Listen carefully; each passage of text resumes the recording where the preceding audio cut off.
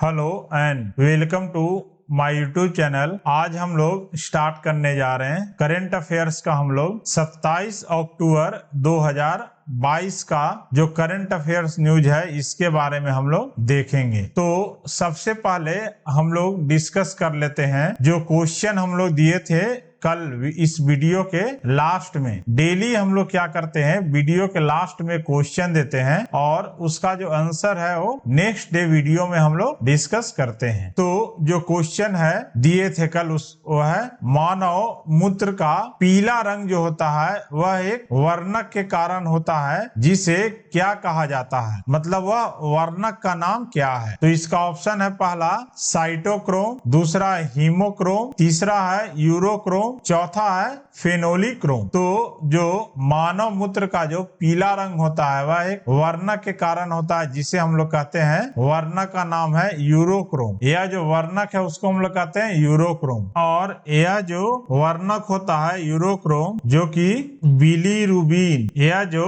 वर्णक होता है यूरोक्रोम वह बिलीरुबिन द्वारा निर्मित होता है, वह बिलीरुबिन द्वारा निर्मित होता है। तो इसका सही उत्तर हो जाएगा यूरोक्रोम। ऑप्शन सी जो है वह सही हो जाएगा। यानी मानव मूत्र का पीला रंग जो होता है वह यूरोक्रोम वर्णक के कारण होता है जो कि बिलीरुबिन द्वारा यह निर्मित होता है। नेक्स्ट हम लोग स्टार्ट करने जा रहे हैं नेशनल करंट अफेयर्स न्यूज का। तो अगर आप इस चैनल पर नए हैं तो प्लीज इसको सब्सक्राइब कर लें ताकि आपको नोटिफिकेशन मिलता रहे। तो स्टार्ट करते हैं हम लोग नेशनल करंट अफेयर्स न्यूज के बारे में। तो सबसे पहले हम लोग नेशनल न्यूज में डिस्कस करेंगे जो आसाम में जो है एक पहल शुरू किया गया है जिसका नाम है वनों से परे वृक्ष पहल। यह जो वनों से परे वृक्ष पहल जो है वह असम सरकार, यह जो पहल है वह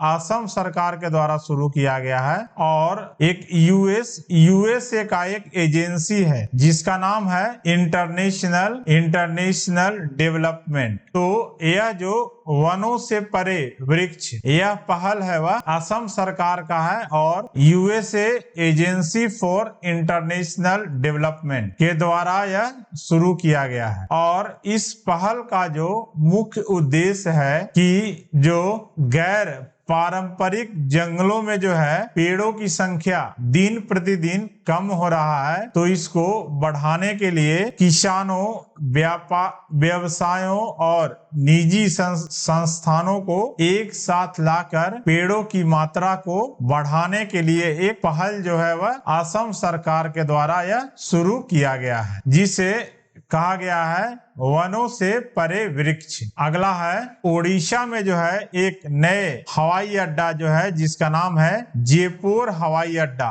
इसको जो है डीजीसीए से लाइसेंस इसको मिल गया है। डीजीसीए का जो फुल फॉर्म है वह है नागरिक उड्डयन महानिदेशालय। तो यह जो जयपुर हवाई अड्डा है उसको वाणिज्यिक उड़ान संचालन करने के लिए जो लाइसेंस है वह डीजीसीए के द्वारा प्रदान कर दिया गया है। अगला है एक कार्यक्रम आयोजित किया जा रहा है शिक्षा मंत्रालय के द्वारा जिसका नाम है काशी तमिल संगमम। यानी कि यह नाम से क्लियर है काशी और तमिल यानी कि तमिलनाडु। तो इसका जो उद्देश्य है यह कार्यक्रम का जो पुरानी या और प्राचीन जो ज्ञान था और प्राचीन जो सभ्यता था तो इसके सदियों पुराने बंधन को फिर से खोजना इसका लक्ष्य है। और जो यह जो है वाराणसी और तमिलनाडु के बीच जो है प्राचीन सभ्यता या ज्ञान संबंधों के सदियों पुराने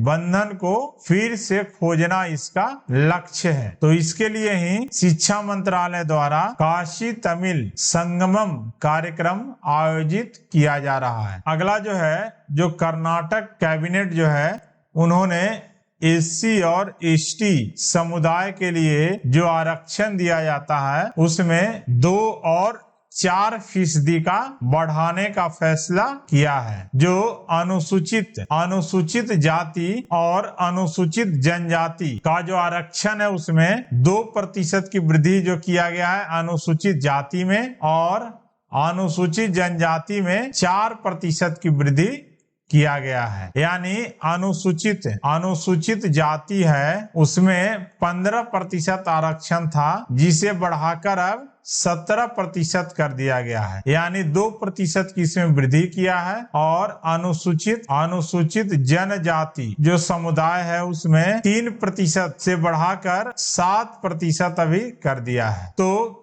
कर्नाटक का जो कैबिनेट है उन्होंने एससी और एसटी समुदाय के लिए आरक्षण को बढ़ा दिया है। अगला हम लोग देखेंगे अंतर्राष्ट्रीय समाचार के बारे में। तो पहला है जो न्यूयॉर्क शहर है अमेरिका में, उसमें अगले साल से जो है दिवाली की छुट्टी भी मिलेगी। यह जो घोषणा किया गया है न्यूयॉर्क के जो मेयर है उनके द्वारा यह घोषणा किया गया है। वहां के मेयर का नाम है एरिक एडम्स, जो है न्यूयॉर्क के मेयर हैं। तो इनके द्वारा यह घोषणा किया गया है कि 2023 में जो है दिवाली के त्योहारों के लिए जो है स्कूलों में छुट्टी रखी जाएगी। अगला जो है नीदरलैंड जो है वह चीन को पीछे छोड़कर भारत का यह तीसरा सबसे बड़ा निर्यात बाजार बन गया है। तो जो नीदरलैंड है वह चीन और बांग्लादेश दोनों से आगे निकल गया है। वह दोनों से निकलते हुए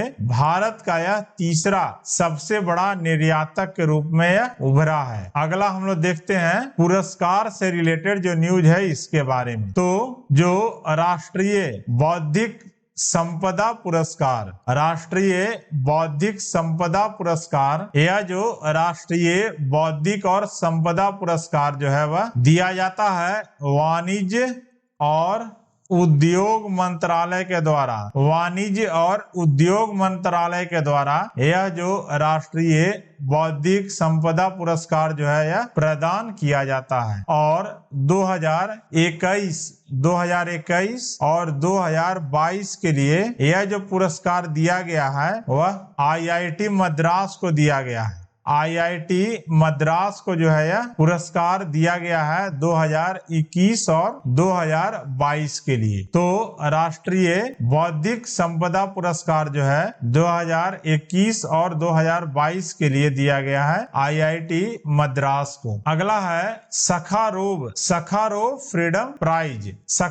फ्रीडम प्राइज जो है वह यूक्रेन के लोगों को दिया गया है। यह जो अवार्ड है वह यूक्रेन के लोगों को दिया गया है 2022 का। और यह जो अवार्ड है वह यूरोपीय संसद के द्वारा दिया जाता है हर साल। और यह यूरोपीय संघ का एक प्रतिष्ठित अवार्ड है जिसे हर वर्ष प्रदान किया जाता है। और इस वर्ष जो अवार्ड दिया गया है वह युद्धग्रस्त यूक्रेन के लोगों को यह प्राइज जो है वह दिया गया है। और यह जो अवार्ड है उनके संघर्ष को सम्मान देने के लिए किया गया है। हाल ही में जो यूक्रेन और रसिया दोनों के बीच जो जंग चल रहा था, तो इसमें जो सखारोव फ्रीडम प्राइज जो दिया गया है वह यूक्रेन के लोगों को दिया गया है। और यूरोपीय संसद का जो मुख्यालय है वह है स्ट्रासबर्ग, जो कि फ्रांस में स्थित है। और यूरोपीय संसद की स्थापना हुई थी 19 मार्च 1958 को। अगला हम लोग देखते हैं जो कुछ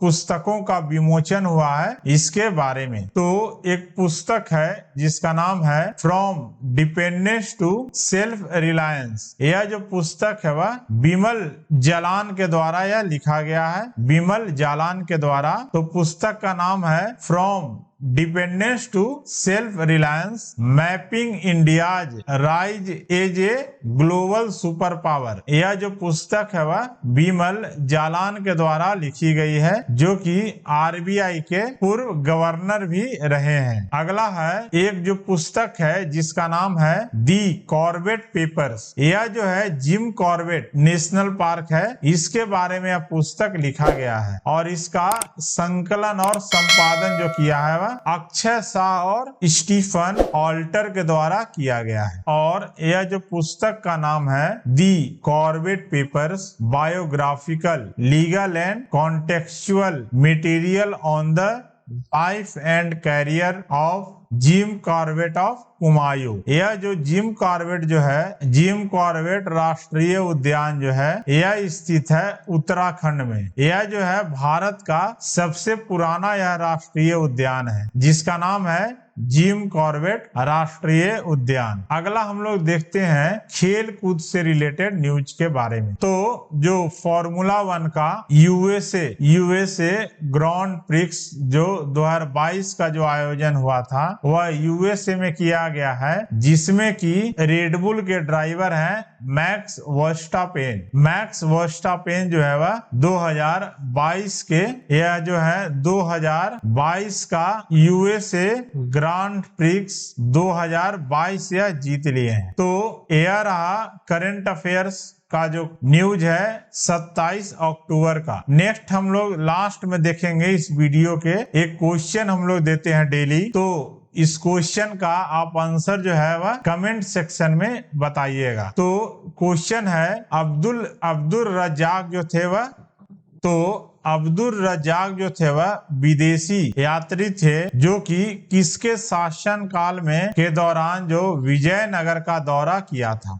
तो इसका ऑप्शन है देवराय प्रथम, ऑप्शन बी है देवराय द्वितीय, ऑप्शन सी है कृष्ण देव राय, ऑप्शन डी है वीर विजया। तो अब्दुल रज्जाक जो थे वह किसके शासन काल के दौरान विजयनगर का दौरा किया था। ऑप्शन इसका है देवराय प्रथम, ऑप्शन बी है देवराय द्वितीय, ऑप्शन सी है कृष्ण देव राय, ऑप्शन डी है वीर विजया। तो इसका जो सही उत्तर है उसको आप कमेंट सेक्शन में लिखकर बताइए। So thanks for watching my video. Please like, subscribe and share my video.